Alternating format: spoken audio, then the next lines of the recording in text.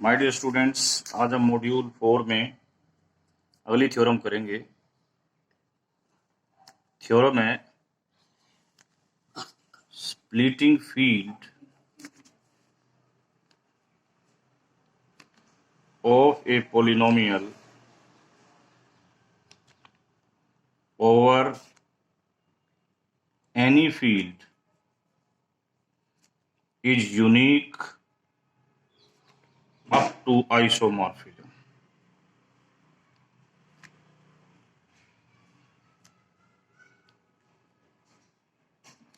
In other words, the phi एक isomorphism है f से f डैश, fx एक पोलिनोमियल है, polynomial ring of f, phi f dash fx इसके correspondence एक पोलिनोमियल है f डैश x में।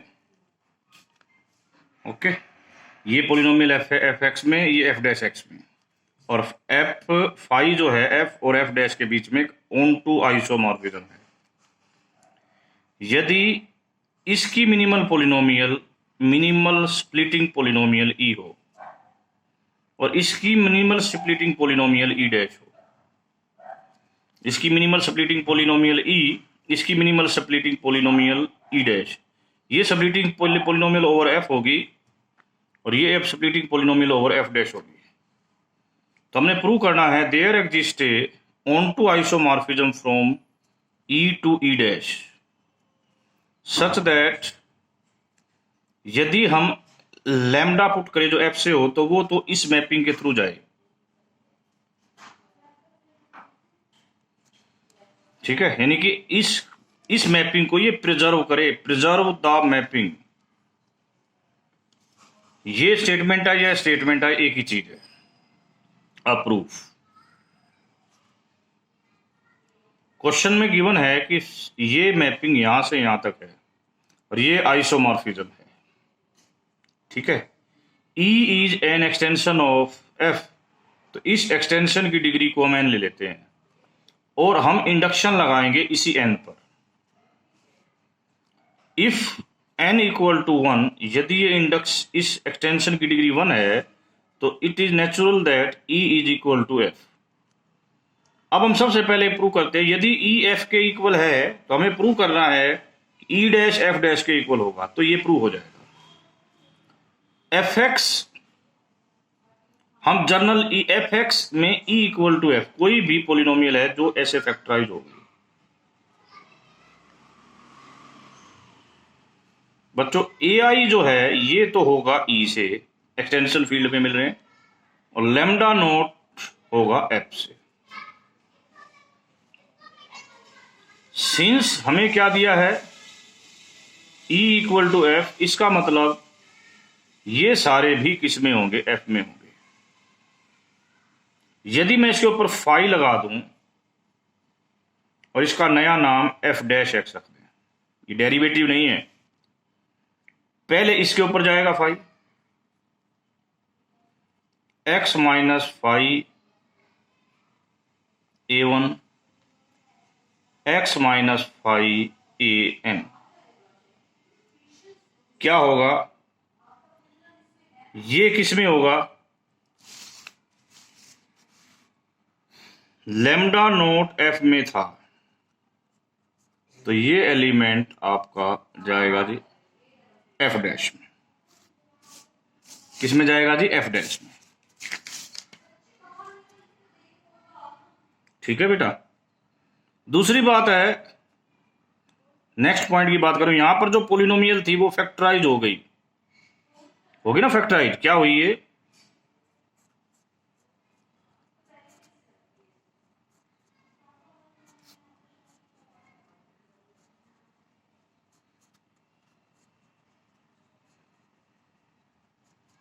ये चीजें किस में होंगी, they are also belongs to F dash, यानी कि फाई ऑफ AI भी F डैश में होगी।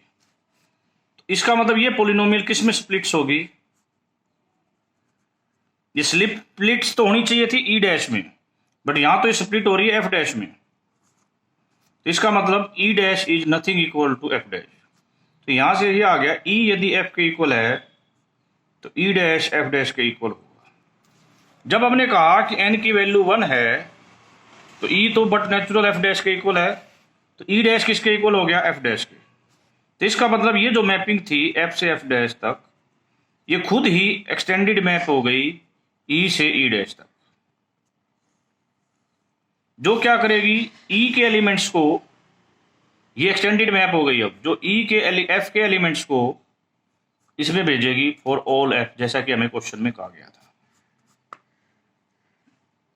यानी कि जो साई है, इसको साई बोल दो, now psi is equal to 5। अब case when n is greater than 1, यदि n ग्रेटर देन 1 है तो क्या होगा? तो आपकी जो fx पोलिनोमियल है वो इररिड्यूसिबल पोलिनोमियल्स की प्रोडक्ट में टूट गई। यहां पर ये सारी क्या है? Irreducible over f। एक बात बहुत क्लियर है कि जो p1x है ना, इसकी डिग्री ग्रेटर देन 1 जरूर होगी। तो जो हम इसके ऊपर फाई लेते हैं, जिसका नाम हमने रख दिया F dash x, phi F dash x, ये क्या होगा? Phi p1x, phi p2x, phi pRx। इसका नया नाम रख दिया G p dash x1, p dash x, p dash 2x, p dash rx। यहां पर ये सारी चीजें ही आ गई। ये कहां बिलोंग करती है? डैश, ये इस पोलिनोमियल रिंग में बिलोंग करती है। अब बड़ी इंपॉर्टेंट बात है, p1x की हमने 0 लेट कर ली ए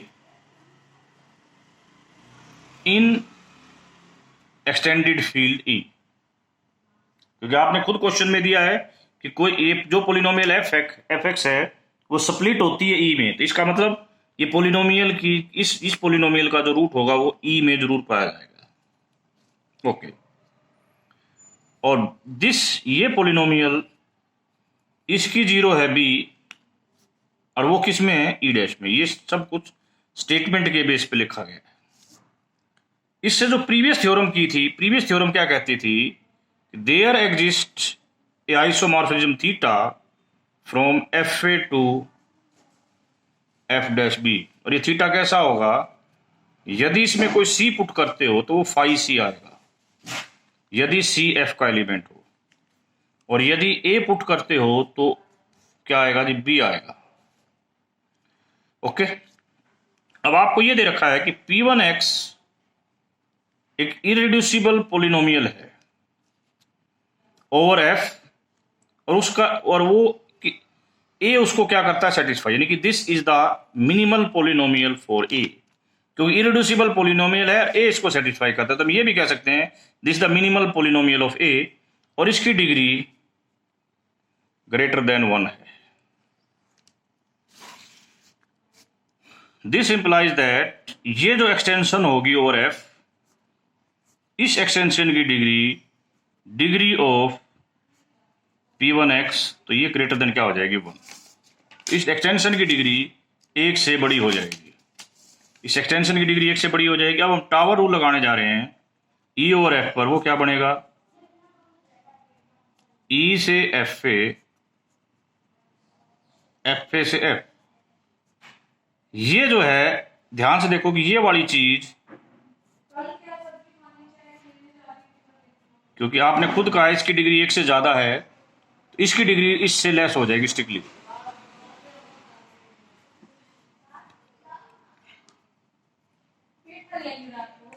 अब देखिए,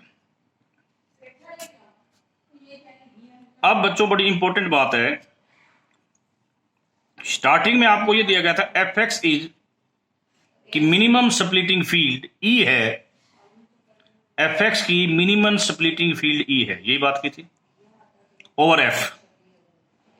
तो minimal splitting field of F x over F A भी ई होगी।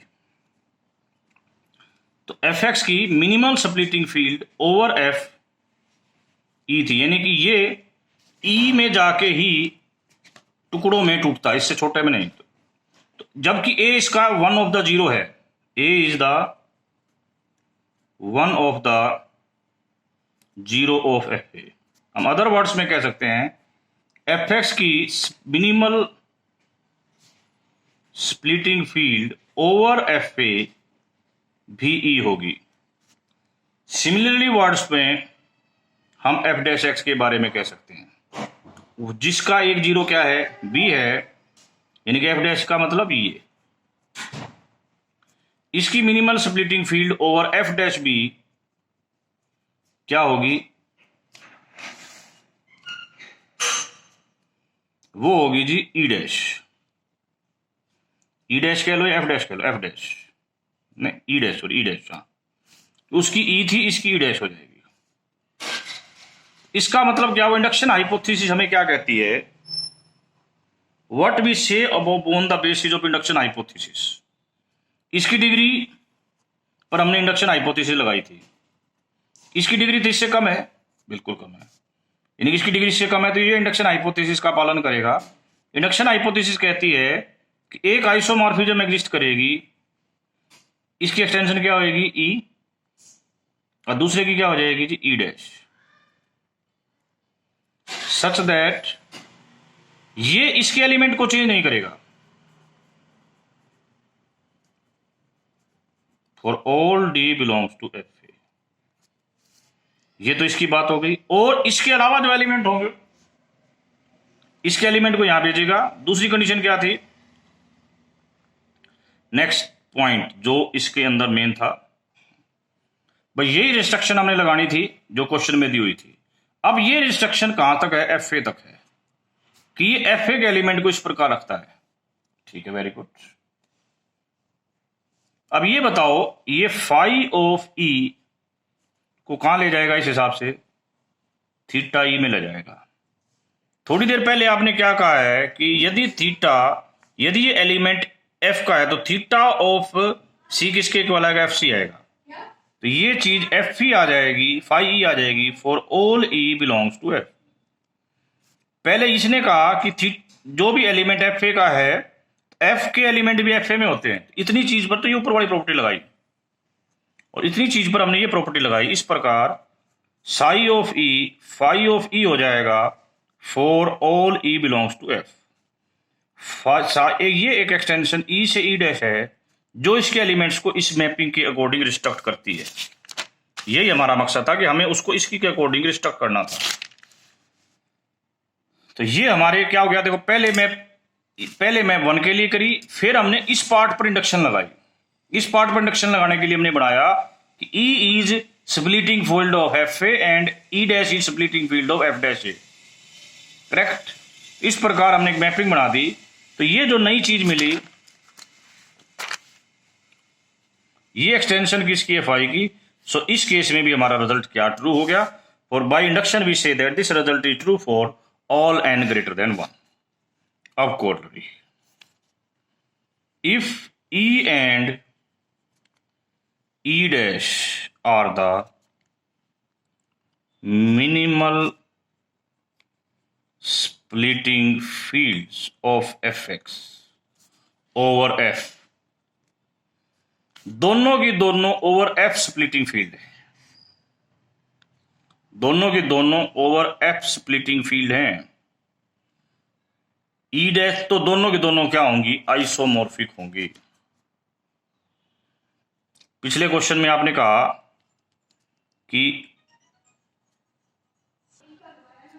हेलो, पिछली थ्योरम के हिसाब से उसमें एक्सटेंड, ये जो पॉलिनोमियल थी ना वो ऐसे एक्सटेंड होके आई थी। अब बच्चों यहां है ये एफ डैश था, अब ये भी एफ है।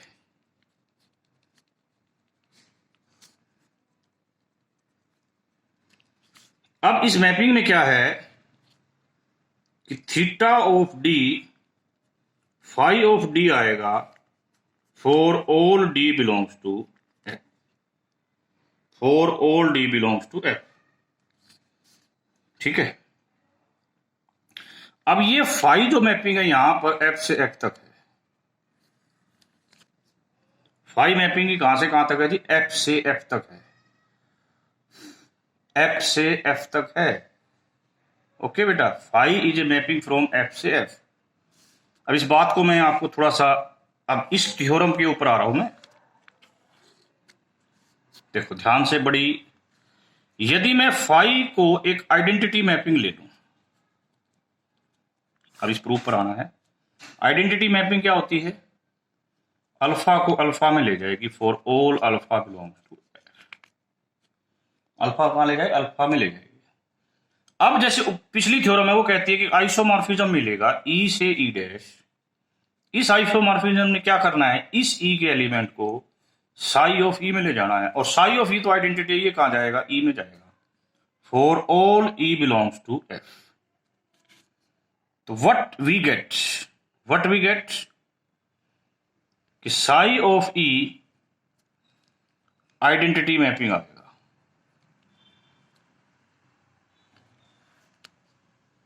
यानी कि ये एक आइसोमॉर्फिज्म बनेगा किसके बीच में? ई और ई डैश के बीच में बन गया ना। तो हम एक ऐसा आइसोमॉर्फिज्म जरूर फाइंड कर सकते हैं। किसकी वजह से पता लगा? आइडेंटिटी की वजह से पता लगा। तो E is isomorphic to E dash. फिर सुनो, ये मैपिंग निकलने का मतलब ही है कि आइसोमॉर्फिज्म पा गया, क्योंकि आपको एक ऐसी मैपिंग लेनी थी एफ और एफ डैश के बीच में। तो एफ और एफ डैश तो सेम है, दो जो इसको आइसोमॉर्फिक प्रूव कर, हमने इसमें आइडेंटिटी मैपिंग लेगी। आइडेंटिटी मैपिंग हमें ये साई देगा जो इस इंस्ट्रक्शन करेगा। ये मैपिंग जो है अपने आप में एक आइसोमॉर्फिज्म बना देती है। इसका मतलब बोथ आर आइसोमॉर्फिक। अब हम आज का एक क्वेश्चन करेंगे। एक्स की 6+1 ओवर क्यू की हम स्प्लिटिंग फील्ड निकालेंगे। आप सबको पता है कि एक्स यहां से ऐसे निकलेगा,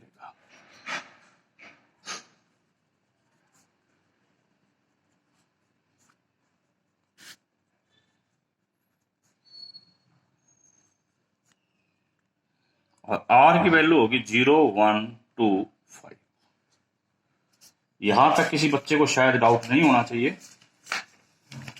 ठीक है बेटा, इस x की वैल्यू को आप सोल्व करके पाओगे तो ये आएंगी 6 वैल्यू, 1, 2, 3, 4, 5 और 6। देखने से तो ये लगता है इसकी स्प्लिटिंग फील्ड ऐसी होनी चाहिए।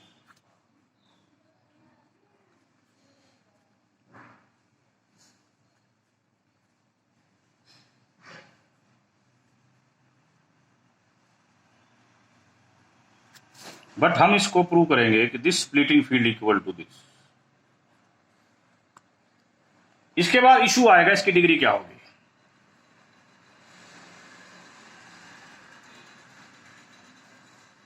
इस ओवर क्यू की बात करें, इसकी डिग्री के लिए हम इसके ऊपर टावर रूल लगाएंगे।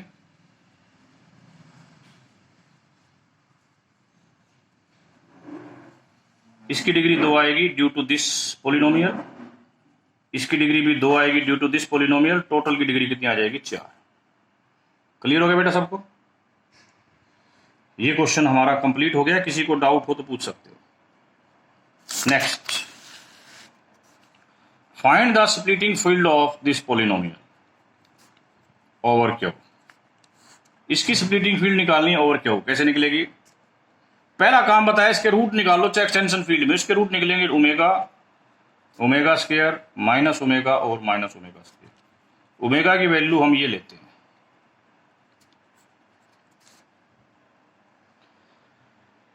अब आपका क्वेश्चन क्या है, उस क्वेश्चन पे आ जाओ। इसकी वजह से स्प्लिटिंग फील्ड आपके हिसाब से ये बननी चाहिए।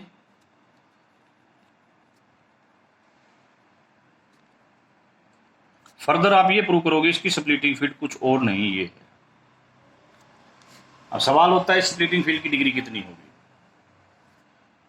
ये जो स्प्लिटिंग फील्ड है, यानी कि ये एक्सटेंशन, इसकी डिग्री 2 होगी ड्यू टू दिस पोलिनोमियल। ठीक है बेटा। नेक्स्ट, गैलियन का एग्जांपल नंबर 5 है।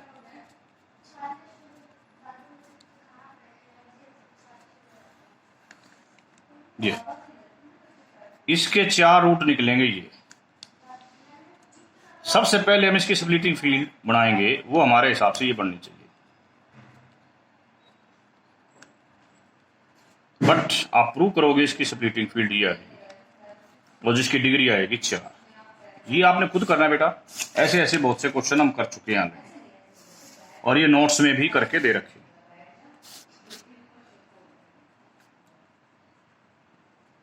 ये क्वेश्चन हमने ऑलरेडी डिस्कस कर लिया था क्लास में, जिसकी डिग्री आई थी 4 और स्प्लिटिंग फील्ड आई थी। Some of the questions given as exercise, इसकी स्प्लिटिंग फील्ड निकालो ओवर क्यू, इसकी स्प्लिटिंग फील्ड निकालो ओवर क्यू, और इसकी स्प्लिटिंग, इसकी स्प्लिटिंग फील्ड क्या आएगी बेटा, क्यू आएगी। इसकी स्प्लिटिंग फील्ड आएगी ये।